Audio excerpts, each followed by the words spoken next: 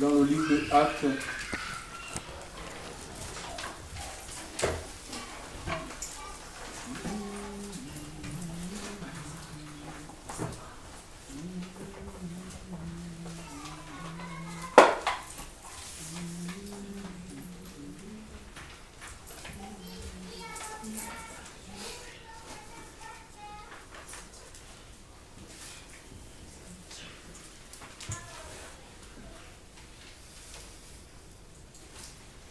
C'est le Nouveau Testament, hein, Actes des Apôtres, c'est après l'évangile de Jean. Acte 12. Acte chapitre 12, à partir du premier verset. Nous allons lire au verset 16. Il est dit, Acte chapitre 12.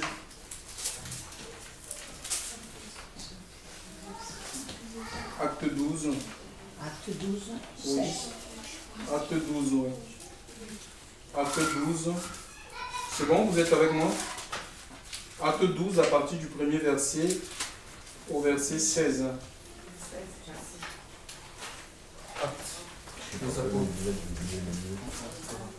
Acte 12. Il est dit ceci. Il y avait dans l'église... Non. Oui. Acte 12, il est dit, vers le même temps, le roi Hérode se mit à maltraiter quelques membres de l'église. Je reprends. Vers le même temps, le roi Hérode se mit à maltraiter quelques membres de l'église et il fit mourir par l'épée Jacques, frère de Jean. Voyant que cela était agréable aux Juifs, il fit encore arrêter Pierre. C'était pendant les jours des pains sans levain. Après l'avoir saisi et jeté en prison, il le mit sous la garde de 4 escouades de 4 soldats, chacune avec l'intention de le faire comparaître devant le peuple après la Pâque. Pierre donc étant gardé dans la prison, et l'Église ne cessait d'adresser pour lui des prières à Dieu. La nuit qui précéda le jour où Hérode allait faire comparaître Pierre, lié de 2 chaînes, dormait entre 2 soldats et des sentinelles devant la porte gardait la prison. Et voici, un ange du Seigneur survint, et une lumière brilla dans la prison. L'ange réveilla Pierre en le frappant au côté et en disant « Lève-toi promptement ». Les chaînes tombèrent de ses mains, et l'ange lui dit « Mets ta ceinture et tes sandales ». Et il le fit ainsi. L'ange lui dit encore « Enveloppe-toi de ton manteau et suis-moi ». Pierre sortit et le suivit, ne sachant pas que ce qui se faisait par l'ange fut réel, et s'imaginant avoir une vision. Lorsqu'ils eurent passé la première garde, puis la seconde, il arrivait à la porte de fer qui mène à la ville et qui s'ouvrit d'elle-même devant eux. Ils sortirent et s'avancèrent dans une rue. Aussitôt l'ange quitta Pierre. Revenu à lui-même, Pierre dit, « Je vois maintenant d'une manière certaine que le Seigneur a envoyé son ange et qu'il m'a délivré de la main d'Hérode et de tout ce que le peuple juif attendait. » Après avoir réfléchi, il se dirigea vers la maison de Marie, mère de Jean, surnommée Marc, où beaucoup de personnes étaient réunies et priaient. Après avoir réfléchi, nous dit l'Écriture, c'est le verset 12, il se dirigea vers la maison de Marie, mère de Jean, surnommée Marc, où beaucoup de personnes étaient réunies et priaient. Il frappa à la porte du vestibule et une servante nommée Rhode s'approcha pour écouter. Elle reconnut la voix de Pierre et dans sa joie, au lieu d'ouvrir, elle courut annoncer que Pierre était devant la porte. Il lui dit « Tu es folle !» Mais elle affirma que la chose était ainsi. Et ils dirent « C'est son ange ». Cependant, Pierre continuait à frapper. Il ouvrit et furent étonnés de le voir. Gloire à Dieu. Alléluia. Donc nous avons ici, comprenons qu'après la Pentecôte, quand il y a eu l'effusion du Saint-Esprit dans la vie des 120 qui étaient dans la chambre haute, conformément à la promesse que Jésus les avait faite, chers frères et sœurs, de ne pas s'éloigner de Jérusalem, de rester chers frères et sœurs, et d'attendre ce que le Père a promis. Il dira que dans si peu de temps, ils seront, eux, baptisés du Saint-Esprit. Et 10 jours après, le Seigneur est monté dans le ciel. Et la Pentecôte, donc il avait apparu, après la résurrection, il a apparu à 500 frères. Mais ce qui est dommage, c'est que 120 sont restés fidèles à la parole, aux dernières paroles que le Seigneur avait données à ses disciples. Ils étaient 120, pourtant la Bible nous dit qu'il est apparu à 500 personnes. Hein, et peut-être 380 n'ont pas cru à ce que le Seigneur a dit. Mais cela n'a pas empêché que les 120 qui sont restés fidèles, chers frères et sœurs, qui ont écouté la voix du Seigneur et qui sont allés dans la chambre haute conformément à ce que le Seigneur leur avait dit, expérimentent le baptême de l'Esprit. Et chers frères et sœurs, quand il y a une effusion du Saint-Esprit, au même moment, il y a eu la persécution. Donc les disciples, les apôtres, chers frères et sœurs, ceux qui avaient reçu l'Esprit de Jésus étaient incompris des religieux, incompris, chers frères et sœurs, des hommes du gouvernement qui étaient en place. Nous avons ici l'histoire, Actes chapitre 12. Le livre de Actes est un livre écrit par l'apôtre Luc. Donc ici, il nous dit, dans Actes chapitre 12, il nous parle ici de deux apôtres, deux envoyés. Un apôtre, c'est un envoyé. Hein? C'est rien d'autre qu'un envoyé. Hein? Apôtre, apostolos, ça veut dire envoyé. Donc, ce sont des envoyés de Dieu. Ils sont envoyés pour apporter la bonne nouvelle, pour perpétuer le ministère de Christ au travers de l'Esprit qu'ils ont reçu. Nous avons ici deux sont mis en prison. L'Écriture nous parle de Jacques, mais aussi Pierre.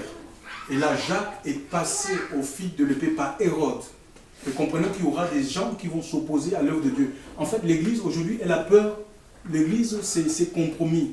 Elle veut se passer pour être correcte. Les hommes de Dieu veulent prendre des considérations parce qu'ils ont peur d'être rejetés, ils ont peur d'être incompris, ils ont peur de la persécution. Et ils préfèrent faire des alliances avec l'État, avec d'autres religions pour éviter la persécution. Alléluia. Mais l'Église n'a rien à voir l'Église n'a pas à épouser les modes du monde, chers frères et sœurs.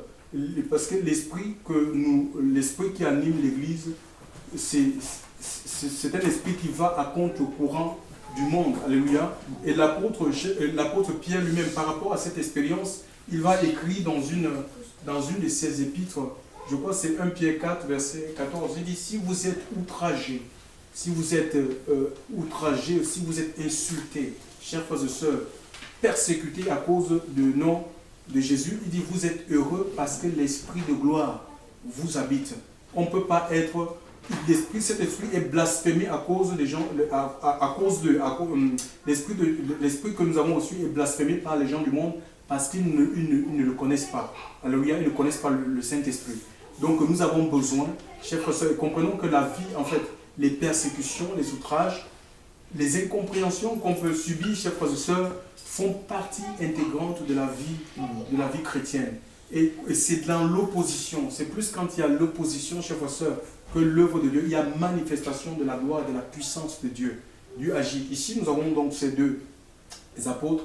Il y a un qui est passé au fil de l'épée.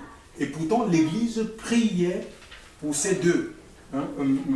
Dans Actes chapitre, le verset 5 nous dit, le verset, j'étais en oui, Pierre, et le verset 5 nous dit que Pierre, donc, étant gardé dans la prison, et l'Église ne cessait, le verset 5, ne cessait d'adresser pour lui des prières à Dieu. Donc, l'Église priait pour Pierre seulement. Ils avaient aussi prié pour Jacques.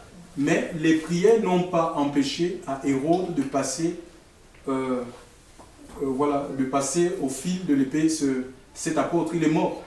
Il priait pas pour que Hérode tue Pierre, mais pour que Pierre sorte de la prison. Mais Dieu va répondre autrement. Alléluia. Et je voudrais vous dire que ce n'est pas parce que forcément les prières, même si on prie, mais comprenez que les prières, on doit éviter les prières qui vont dans notre direction. Quand nous prions, nous devons demander la volonté de Dieu. Que la volonté de Dieu se fasse. Alléluia.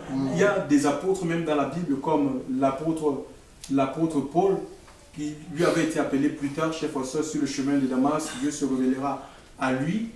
et il va prier. Il avait une écharde, chers frères et sœurs. Il avait une écharde autour du cou, au niveau du cou, et il a prié 3 fois pour que le Seigneur puisse le débarrasser de cette maladie-là. Mais le Seigneur lui dira, ma grâce te suffit. Donc le Seigneur ne l'a pas délivré. Et quelquefois, le Seigneur va nous amener peut-être à porter une peine en nous.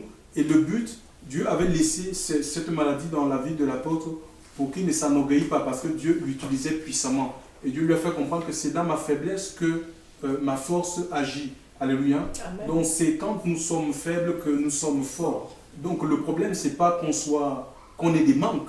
On peut avoir des manques, des choses qui manquent. C'est pas ça. La vie d'enfant de Dieu n'est pas conditionnée aux choses qu'on peut avoir. Hein. C'est pas parce qu'on est marié ou on a des enfants qui veut dire forcément qu'on est enfant de Dieu. Il y a des gens qui sont appelés à servir Dieu seul, que Dieu les veut seul uniquement pour lui. Alléluia. Amen. Donc ce qui est important, c'est de connaître la volonté de Dieu pour notre vie. Ça va nous empêcher d'envier.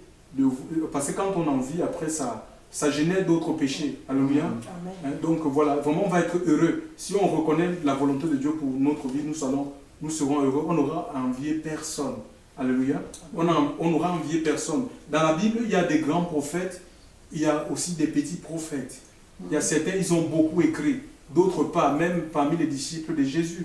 Il y a des apôtres qui ont écrit et d'autres, ils n'ont pas écrit des livres. Il faut savoir ce que Dieu veut de nous. Certains aussi, dans la Bible, il y a certains prophètes aussi qui ont écrit, mais certains qui étaient des prédicateurs. Par exemple, Élie.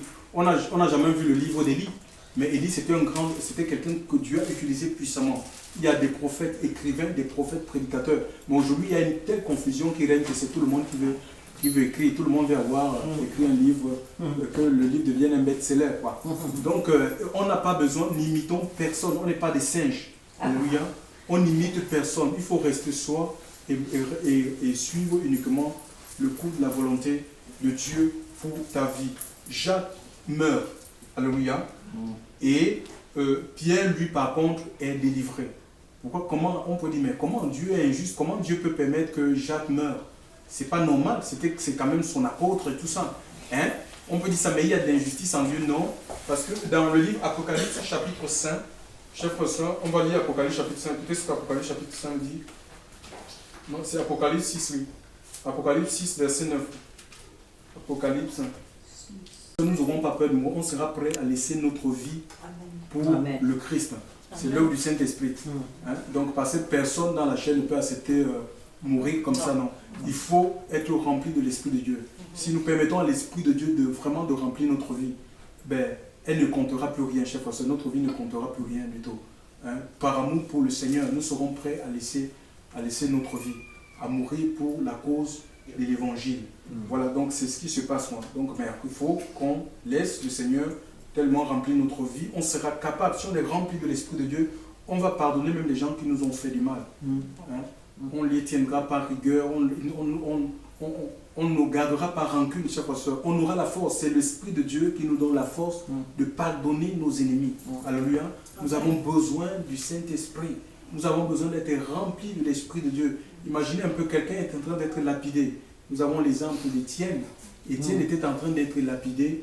Il va dire, Seigneur, ne leur impute pas ce péché. Imaginez. Mais il va voir, le ciel va s'ouvrir, il va voir Jésus assis à la droite de Dieu. Alléluia. Vous voyez un peu. Donc, c'est formidable. Il y a une grande consolation en marchant avec le Seigneur. Il y a des gens qu'on a sciés, comme le prophète Ésaïe a été scié, chers frères et sœurs. Imaginez un peu scié, mais il n'a pas eu peur de mourir. Et quand on lit l'histoire du réveil passé, on dit que les gens, même on les donnait en pâture aux lions, et eux, ils chantaient. Ils chantaient les cantiques à Dieu. Pourquoi? Parce qu'ils étaient dans l'Esprit Saint. Alléluia.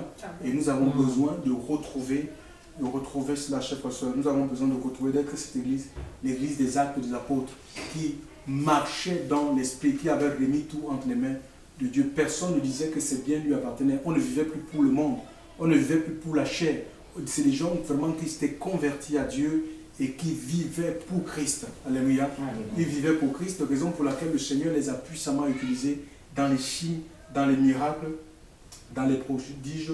Aujourd'hui, c'est possible. Ce n'est pas des gens qui s'étaient servis des ministères et dont à des fins carriéristes. On n'a jamais vu un apôtre, personne n'a jamais acheté un terrain Personne de ces apôtres ils n'ont pas fait des appels de fonds pour construire des terrains. Personne de ces apôtres n'a jamais bâti une organisation, un peu comme aujourd'hui on construit des chapelles. Ce n'est pas biblique. Nous allons le voir. Hein.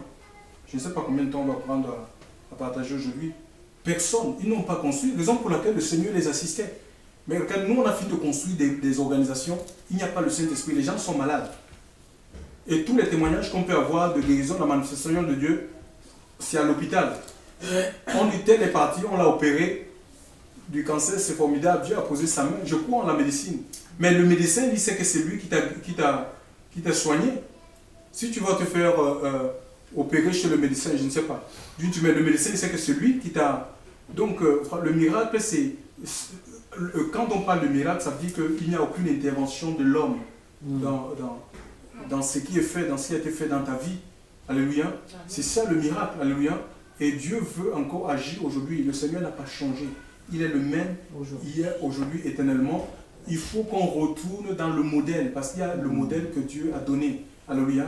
Si nous retournons dans le modèle, chers frères et sœurs, ben, il y aura l'action du Saint-Esprit va revenir sur la terre. Alléluia. Le Saint-Esprit va agir. Il va visiter les cœurs, il va consoler, il va guérir, il va transformer les vies, chers frères et sœurs. L'Esprit de Dieu va rappeler les gens dans les boîtes de nuit, les casinos, pour les entraîner dans des maisons de prière, chers frères et sœurs. C'est l'Esprit de Dieu qui attire. Nous, on a fini d'inventer des méthodes pour remplir ces soi-disant églises, des bâtiments. On met des jeux d'enfants, on met des jeux, parce que bon voilà, on met des parcs, il y a des parcs dans les églises. On met des parcs, comme ça retient les enfants, les parents ils sont contents. Ils savent que dimanche les enfants ils vont aller jouer. On met de la vidéo. On met de la vidéo dans les églises. Les vidéos, comme ça les jeunes sont en train de jouer. On met toutes sortes de divertissements à chaque fois. C'est des lieux de divertissement. Ce n'est pas l'église du Seigneur. Le Seigneur dit, ma maison c'est une maison de prière, chers frères et sœurs. Quand on se retrouve, c'est pour adorer Dieu. C'est pour prier, c'est pour rechercher la face de Dieu. La direction divine pour chacune de nos vies. Voilà, donc ici, donc Pierre, l'église ici, l'Écriture nous dit que l'église priait, alléluia, et l'église priait, et c'est ce que le Seigneur nous demande, chers frères et sœurs. Quand un passe par des situations difficiles, on ne se moque pas. Même si quelqu'un a péché, l'Écriture nous dit, quand on lit l'histoire de Job, il dit que celui qui souffre a droit à la compassion, même s'il a abandonné la crainte de Dieu. Vous voyez? Donc on doit compatir. On ne peut pas se moquer, on ne peut pas se réjouir du malheur des uns et des autres, chers frères et sœurs. Le Seigneur nous demande à prier, chers frères et sœurs. On prie pour les malheurs, sachant que c'est la volonté en priant, c'est la volonté de Dieu qui se fait et non la nôtre. Hein? On prie, l'Église priait incessamment pour le problème de Pierre, et ce Pierre-là, dans son désespoir, il ne pensait même pas sortir, parce que souvent il avait vu, on lui a fait entendre que voilà, ton compagnon Jacques, ben voilà, c'en est fini quoi. Il est mort, et l'Écriture nous dit qu'il était il était presque déshabillé, il avait enlevé son manteau, les chaussures, hein. Quand il reçoit la visitation de l'ange, il est sans manteau, il n'a plus ses chaussures à ses pieds, il n'a plus de ceinture. Quand on lit Éphésiens chapitre 6, au verset 12, il nous demande de nous revêtir de tous les armes spirituelles afin de résister aux mauvais jours. Les circonstances, dont la circonstance ici a fait que il a un peu il a pris son manteau qui peut symboliser la justice de Dieu. Ouais, il dit, à quoi ça sert de continuer à marcher dans les commandements, de vivre dans les commandements? Je suis en prison, je ne peux plus manifester la vie de Dieu, je ne peux plus prier, je ne peux plus gêner. Il y a des circonstances, on peut se retrouver dans des circonstances. La circonstance aussi, ce n'est pas seulement difficile, même favorable. Hein. Il y a des gens qui ont reçu la bénédiction de Dieu et puis ils ont mis Dieu de côté. Le zèle, par exemple, les chaussures, ça nous parle du témoignage. Le zèle que donne l'évangile, c'est le témoignage. À quoi ça me sert d'aller témoigner encore? Je n'ai plus besoin de témoigner, qu'est-ce que je vais pouvoir faire? Il faut d'abord que je sorte de ma situation. Vous voyez un peu? Et aussi la ceinture, c'est la ceinture de la vérité. À quoi ça sert de servir la vérité? Hein?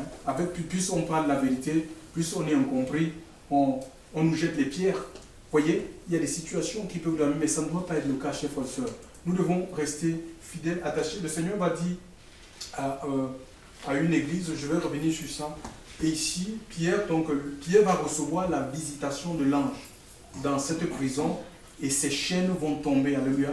C'est l'ange qui va faire tomber. Pourquoi? Parce que l'église priait, alléluia. il y aura une intervention de Dieu dans la vie de cet homme et il sortira, lui pensera que c'était un rêve. Non, ce ne sera pas un rêve. Quand il va venir dans la maison où ils avaient l'habitude de se réunir, la maison, le mari, la Bible nous dit qu'il va frapper à la porte et oui, il y a une servante rôde qui va venir, va dire, dans sa joie, va retourner en disant que c'est Pierre. Ils ont dit que tu es folle. Et pourtant, c'est les mêmes qui priaient. Ils ont dit, mais tu es folle.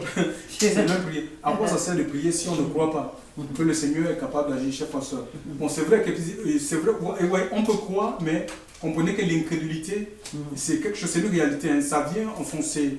L'incrédulité, c'est quelque chose qui vient comme des vagues. Ce n'est pas qu'on ne croit pas forcément. On croit, mais c'est lié aux circonstances. L'incrédulité, c'est quelque chose qui est lié aux circonstances. Les circonstances peuvent nous amener à un moment à dire non, mais ça, Dieu ne peut pas faire ça. Déjà, on a tué Jacques. Sûrement, on va le tuer. Mais on prie quand même. Chers frères et sœurs, ayons foi en Dieu, chers frères et sœurs. Ayons foi en Dieu dans ses promesses. Et ici, donc ici, c'est Dieu qui a ouvert, qui a permis à ce que Pierre sorte de la prison. Nous avons dans le livre d'Apocalypse, le Seigneur va dire, c'est Dieu qui ouvre les portes, chers frères et sœurs. Ne cherchons pas à forcer quoi que ce soit. Dieu nous demande de prier, on ne prie pas. Et même, il y a une autre intervention ici. Quand il sort de la prison, l'Écriture nous parle des portes de fer de la ville qui vont s'ouvrir toutes seules. Les portes de fer, oui. Les portes de fer de la ville qui vont s'ouvrir toutes seules dans le verset 10. Le verset 10. Jusqu'à 3 fois pour tous. Le verset 10. Le verset 10. Lorsqu'il eut passé la première garde, puis la seconde, il arrivait à la porte de fer qui mène à la ville et qui s'ouvrit d'elle-même devant eux. Et il sortit et s'avançait d'une rue. Aussitôt, l'ange quitta. Ils ne se sont pas mis à pousser la porte. Et nous, aujourd'hui, on force. On veut forcer des choses, chers frères et sœurs. On force la main de Dieu. Le Seigneur fait toutes bonnes choses à son temps. C'est lui qui ouvre les portes. Il va dire à une église, c'est l'église d'Apocalypse. Apocalypse chapitre 3.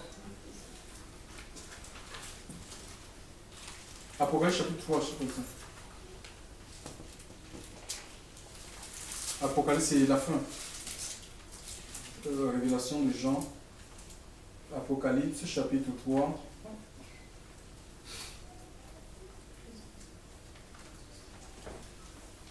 Apocalypse 3, verset 7, 8, 9.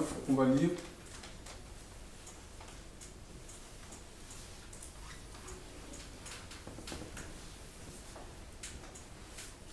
Apocalypse écrit à l'ange de Philadelphie. Voilà, dans le verset 8, il est dit, je connais tes puissances. Le Seigneur va parler à cette église, il dit, voici parce que tu as peu de puissance. Il ne dit pas que tu as une grande onction, non, tu as peu de foi. Et la foi, aussi petite soit-elle, chers frères et sœurs, et que tu nous dis qu'elle a la capacité de déplacer les montagnes. Hein? Fut-elle comme un grain de sénévé, elle va déplacer les montagnes. C'est la foi parce que tu as gardé ma parole de Dieu, la parole de la foi, la parole de la persévérance. Parce que tu es resté obéissant en moi malgré la difficulté qui est là, malgré la situation qui est là où tu aurais pu m'abandonner. C'est ce que le Seigneur dit, mais tu as gardé ma parole, tu es resté fidèle à moi, tu es resté fidèle à moi, c'est ce que le Seigneur demande, chers frères et sœurs, c'est la fidélité. Parce que tu as pas de puissance, que tu as gardé ma parole et que tu n'as pas régné mon nom. Tu ne m'as pas régné. À cause de l'épreuve, à cause de la difficulté, à cause de la persécution, tu ne m'as pas régné. J'ai mis devant toi une porte ouverte que personne ne peut fermer. Alléluia. Voyez ça? Donc c'est le Seigneur qui ouvre les portes. Arrêtons de vouloir de forcer.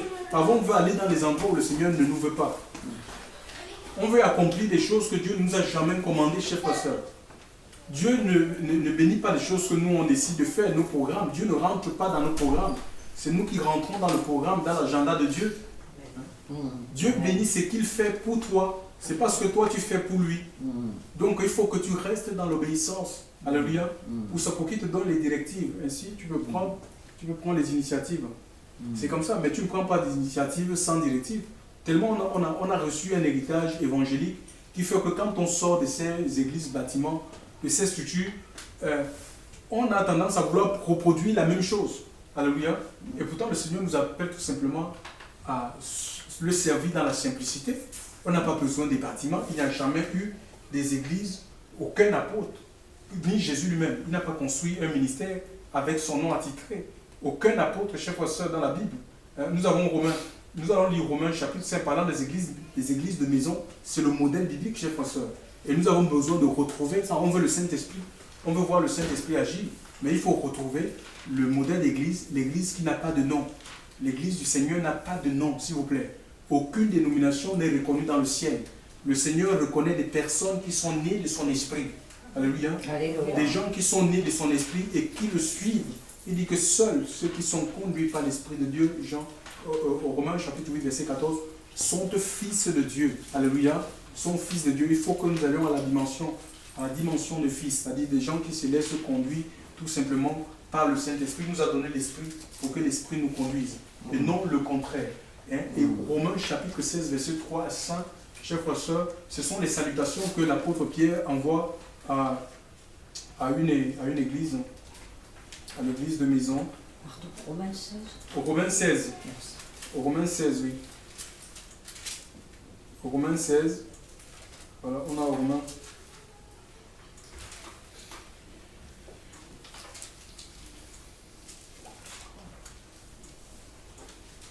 Au Romains 16. Au Romains 16, saluez Prisca et Aquilas, mes compagnons d'œuvre en Jésus-Christ. Alléluia. Qui ont exposé leur tête pour sauver ma vie. Et ce n'est pas moi seul qui leur rend grâce, ce sont encore toutes les églises des païens. Saluez aussi l'église, verset 5, saluez aussi l'église qui est dans leur maison. Saluez aussi l'église qui est dans leur maison. Ça veut dire que l'église, en fait, ce n'est pas un bâtiment, ce n'est pas un institut, ce sont des personnes. Alléluia. Ce sont des personnes. Ça vient du mot grec kaléo, de deux mots. Et ça vient de deux mots. C'est ecclésia et ecclésia, ça veut dire, donc ça vient de deux mots grecs, ecclésia. On a ek qui veut dire hors d'eux, et kaléo qui veut dire le verbe appeler. C'est des gens qui ont entendu l'appel de Dieu et ils sortent du monde. Alléluia. Un peu comme Dieu a sorti Israël de l'Égypte pour les conduire dans la Canaan terrestre en Palestine. Et Dieu sort les gens du monde, les hommes, c'est des femmes du monde, parce qu'ils entendent le message de Christ, et c'est un message qui nous sort du monde, chers frères et sœurs, des méthodes du monde, des modes du monde, pour nous attacher à Christ, pour nous identifier à Christ, pour marcher, pour faire corps avec le Christ, et nous sommes en route vers la vie éternelle. Alléluia. C'est la destination finale. C'est ça l'église du Seigneur. L'église, elle est en marche, elle est toujours appelée à sortir. Un peu comme Abraham. Abraham est sorti de l'Irak, chers frères et sœurs, pour ce beau pays que Dieu lui avait promis. C'est la même chose. Dieu nous sort. Alléluia. Il nous sort de l'idolâtrie. Quand on devient enfant de Dieu, le Seigneur nous sort. Il nous sort pas. On ne va pas sortir du monde de manière absolue. Il dit, qu'est-ce qu'il y a dans le monde? N'aimez pas le monde. Il dit les choses qui sont dans le monde. Par exemple, la convoitise des yeux. L'orgueil de la vie, tout ce que je vois, mes yeux voient, j'ai envie. Les enfants de Dieu ne marchent pas, ne vivent pas comme ça. La publicité nous montre des choses. Ah, nouvel écran plat, on n'a même pas l'argent. Mais voilà, comme il y a des facilités de paiement avec les banques et tout ça. Donc le système est fait pour lier les gens, pour les enchaîner dans les dettes. On est obligé, il faut changer l'écran plat, il faut changer le canapé, il faut changer... Ah, le voisin a acheté une nouvelle voiture. Convoitise des yeux, convoitise l'orgueil de la vie. Je dois être le premier. Ah ben,